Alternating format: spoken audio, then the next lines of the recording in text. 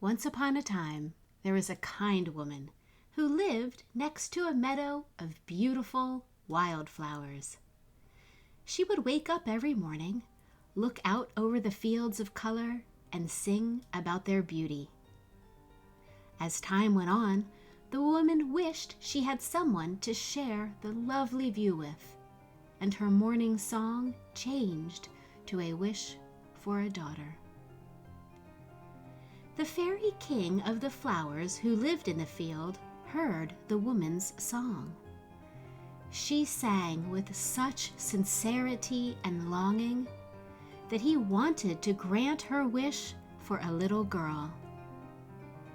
He approached the woman while she sang one morning and gave her a special seed. "I have heard your sweet singing. Take this seed and plant it. Give it light, water, and love. If you remember to do these things every day, your wish will be granted." The woman was so excited.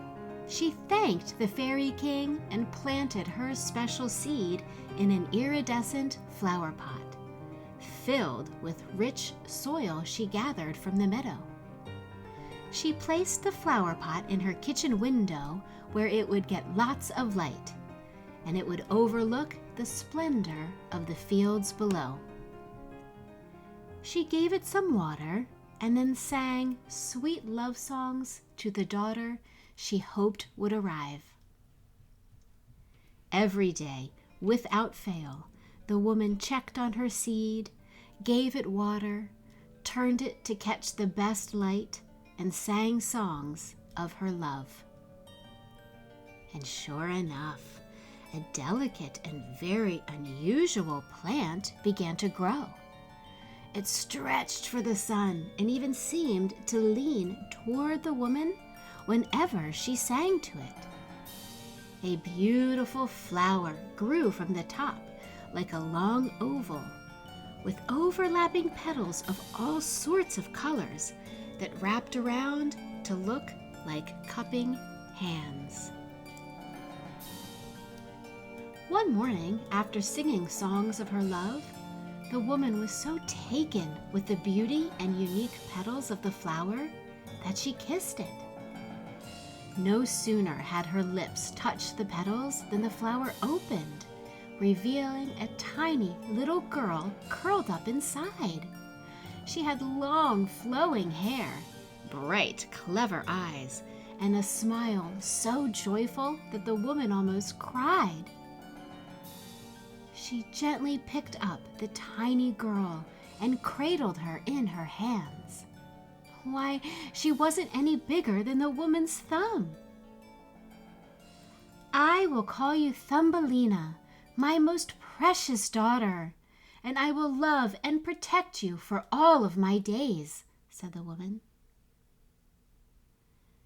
Thumbelina looked up at her and smiled. "I'm glad you are my mother. I heard your sweet singing in my dreams." From then on, they lived their days happily. Thumbelina slept in a walnut shell with rose petals as her blanket and fluffy yellow dandelions as her mattress.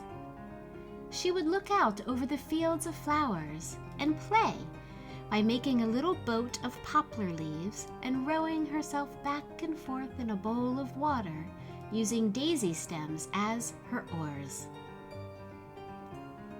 As she grew older and more confident, she asked her mother if she could venture out among the flowers. Though her mother was a bit worried because she was so small, she agreed. They braided a long rope using maiden grass and weaved it together to form a ladder so she could climb down from the kitchen windowsill in the morning after breakfast and climb back up in the evening as the sun began to set in time for dinner. Thumbelina's mother also gave her some special berries. She told Thumbelina, "If you ever need help or get lost, give a mockingbird some of these delicious berries, and ask it to call out to me. I will always be listening and will come to you if I ever hear the call of the mockingbird." Thumbelina loved her adventures among the flowers. Each flower was different and had unique shapes and colors and was equally magnificent. She met all sorts of insects and creatures who taught her many things about life in the meadow. She sang her thanks to each new friend she made, and soon she felt right at home. Every evening, when she made it safely home to the ladder, she'd feed the mockingbirds the special berries her mother had given her. Then she'd scramble up the ladder to tell her mother about all the adventures she had while they sat together eating dinner and watching the sunset. One day, as Thumbelina was swinging herself through the air by holding onto the stems of some tall gladiolas, a toad approached her. Ribbit. Hello, Thumbelina. "Well, hello there, Toad," Thumbelina replied as she plopped down on an orange marigold. I am wondering if you could help me. My son is very sad, and I've heard your lovely voice. Would you come to our house by the stream and sing to him? I am sure it would cheer him up," said the toad. Thumbelina wanted to help the toad's son. She didn't want anyone to be sad. But she had never ventured as far as the stream before. She wondered if she should ask her mother if it was okay first. "How far away is it from here?" Thumbelina asked. It's not far at all. You'll be back to swinging among the marigolds in no time," reassured the toad. "I have some extra sweet nectar you can bring back to your mother as a way to thank you for your kindness, too." Thumbelina liked the idea of surprising her mother with some sweet nectar. So she set off with the toad at once. They chatted here and there as they ventured, and Thumbelina was taken with the soft green moss that seemed to grow everywhere as they got closer to the stream. She wondered if the moss would make a nicer mattress than her dandelions. Suddenly, Thumbelina realized they had been walking a long time and were still not at the stream. But the toad kept saying, "Just a little further." So she continued on. Finally, they made it to the stream. The toad called out to his son. "My dear boy, please come here and listen to the most beautiful singing you have ever heard." As they waited for the sad sun to appear, the toad told Thumbelina how the thick lily pads could hold her up in the water and she could float. The moment Thumbelina stepped on the lily pad to try for herself, the toad pushed her down, broke the stalk, and shoved her into the circling current. Thumbelina found herself floating around and around deep in the middle of the stream, with no way to get off or paddle herself. She had never learned to swim. "What are you doing, Toad?" Thumbelina demanded. "I am trapping you on the stream. I want your beautiful voice to be only mine." "You intend to keep me here?" Thumbelina couldn't believe the treachery. "I do, but don't worry. The stream will be a good home, and you will learn to be happy living here." The toad's plan would not do for Thumbelina. She was sorry she trusted the toad and that she didn't tell her mother where she was going. And she was angry the toad used her trustful nature to trick her and lie to her. There was no sad sun. So she began to devise a plan to escape. she pretended to accept her fate and began to sing. The toad was so enchanted that he sat at the edge of the stream to listen and didn't move. After some time, when the sun had set, she changed her song to a lullaby and watched as the toad's eyes grew heavy and began to close, and his breathing became deep and steady.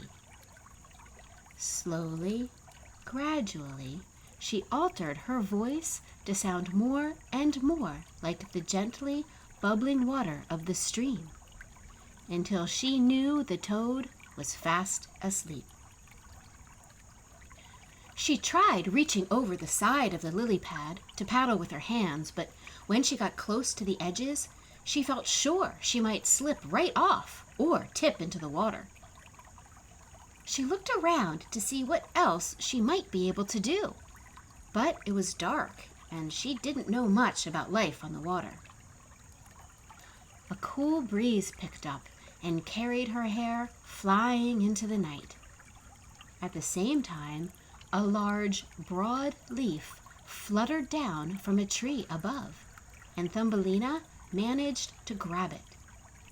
She held it up against the wind with both hands like a sail, and the breeze was just strong enough to start pushing her down the stream and out of the circling current. By turning the leaf slightly to one side or the other, she could steer herself to avoid the rocks and branches that blocked her way. As soon as she was sure she was very far away from the toad, she steered herself to the edge of the stream and scrambled onto the black and pearl pebbles along the shoreline. Thumbelina was relieved to have escaped from the toad, but now she had to find her way back home. She looked around for her mockingbird friends, but did not see them anywhere. She had watched many times how the sun moves across the sky, so Thumbelina felt she could figure out which direction to start walking once the sun came up. But that meant she would have to spend the night in the forest. As she began to dig herself a little bed among some tree roots, a large beetle swooped down and picked her up by the shoulders and carried her up to a tall tree branch above. Look what I found! Yelled the beetle to its friends. Several beetles crawled along the bark of the tree to take a look at Thumbelina. They said things to her like, "What are you? You have no wings and only 2 legs. You don't look like you can do anything. We don't like you." Thumbelina looked back at them and said, "Well, if you don't like me, why did you drag me to your tree? I don't want to be here either. And as for my legs, look what they can do." And with that, Thumbelina leapt off the tree branch and expertly grabbed onto the next leaf below her, swinging down and down from leaf to leaf until she landed with style on the ground below. It was getting cold, so Thumbelina dug her hole a little deeper and pulled some of the dry moss off the tree roots next to her. She fashioned a soft mattress and blanket by surrounding herself with the moss and fell asleep. The next morning, when she awoke to the brilliant, streaming light of the warming sun, she was ready to get back on her way home. She saw the sun was coming up on her right side, so she started walking along, always tracking where the sun was as it moved across the sky and making sure her path was straight. She felt confident she was getting closer to home when she came upon a little mouse and a mole. "Hello, child," said the mouse. "Would you like to join us for some soup?" The soup did smell lovely, and Thumbelina was getting hungry for lunch. So she stopped and ate with the mouse and the mole. "Thank you for sharing your meal with me." Thumbelina smiled at them. "Let me sing you a song while we eat." As Thumbelina sang, the mouse and the mole couldn't believe their ears. "I have never heard such sounds," said the mole. "May I come with you on your journey so that I may listen some more?" Thumbelina was anxious to continue on her way, but she thought it might be nice to have some company. As they finished their soup and said farewell to the mouse, the mole scampered ahead to look out for any foxes that might be hiding, and Thumbelina sang her songs just as her mother had sung life into her. After a short time, they came upon a little swallow, lying with its wings tucked underneath itself, with ruffled feathers, and its little legs sticking up toward the sky. Because the mole was in front, he saw the bird first. He looked at it and kicked it away, saying, "Look at this silly bird. Probably didn't have enough sense to fly south for the warmer weather. Get out of our way."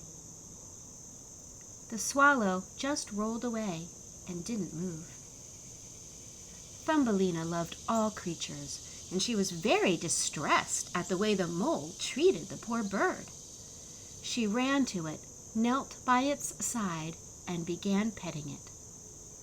The mole complained. "Why are you wasting your time with that despicable creature? Come, let's continue on and keep singing to me. I want you to sing for my whole family and live with me under the ground." Thumbelina was thankful the mole had shared his lunch with her, but she didn't like the fact that he was unkind to the bird, and she did not want to live with him below the earth. "I'm sorry, Mole, but I can't sing anymore.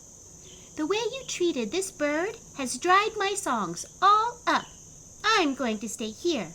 I suggest you go back home. Thank you for sharing your soup, but I am done with your company." The mole left, grumbling disappointedly. Thumbelina turned her attention back to the swallow. She gently stroked its feathers and breathed warm breath into its beak. "Poor little bird, you must have gotten so cold last night."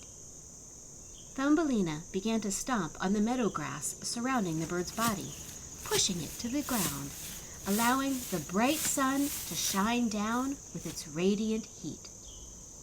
After a few moments, she heard the thump of the bird's heart. It started to wriggle its feet, open its eyes, roll over, and stand up. Thumbelina was ecstatic. The swallow was alive. The swallow said, "Thank you, my dear girl. You have warmed me and saved me. How can I ever thank you?" Thumbelina asked, "Do you know the family of mockingbirds that live in the golden tree with the red leaves?" "I do," replied the swallow. "Could you fly me to their home?" Thumbelina wondered. "Of course. Just climb on my back and tuck your hands and feet under my feathers to hold yourself steady." Thumbelina did as the swallow instructed, and together they rose into the sky and flew through the golden sunlit treetops. When they arrived at the home of the mockingbirds, the swallow set her down carefully and said, "Goodbye, and thank you again for saving me." Thumbelina hugged the swallow before it flew away. Thumbelina called to her mockingbird friends, and right away one of them flew down to her. Thumbelina opened her empty pockets. "My friend, I have run out of the berries that you love so much, but could you please call for my mother? I have gotten a bit lost, and she told me she would find me if she ever heard your call." "I will, dear friend," replied the mockingbird. "You have shown me and my family such kindness with your gifts of berries in the past." And the mockingbird let out such a call that Thumbelina hoped surely her mother would hear. After a few minutes, Thumbelina thought she could hear a song her mother used to sing to her, faintly in the distance. It got louder until she recognized her mother's sweet voice. Thumbelina raised her own voice until they were singing in unison, the two voices becoming even more lovely with their harmony. Soon, Thumbelina and her mother had found each other, and her mother scooped her up in her hands and cradled the girl with such tenderness and love. "I was very scared when you did not come home last night, Thumbelina. I have been looking for you and am so glad you remembered the call of the mockingbird." Thumbelina was so thankful to be back with her mother. I trusted the toad who tricked me, Mother, because I wanted to surprise you with some extra sweet nectar that he promised me. But I will be more careful and will never leave with a stranger without talking to you about it first. Oh, and can you teach me to swim? And together, mother and daughter made their way home. Thumbelina could smell the sweet flowers of her field, and it looked to her like all the petals were dancing at her return. The end. I hope you enjoyed how Thumbelina used her mind, her courage, and strength to empower herself, and also how she did not let her small size hold her back from enjoying her life adventure. And this is what I wish for you all, because you matter. Your feelings and experience are important, and you deserve to live your own life adventure to the fullest. Like and subscribe for more great stories like this one. Let me know what you think in the comments, and let me know if you think there are other fairy tales that need a reimagining. And keep a lookout. I will release new stories with positive, affirming messages for kids.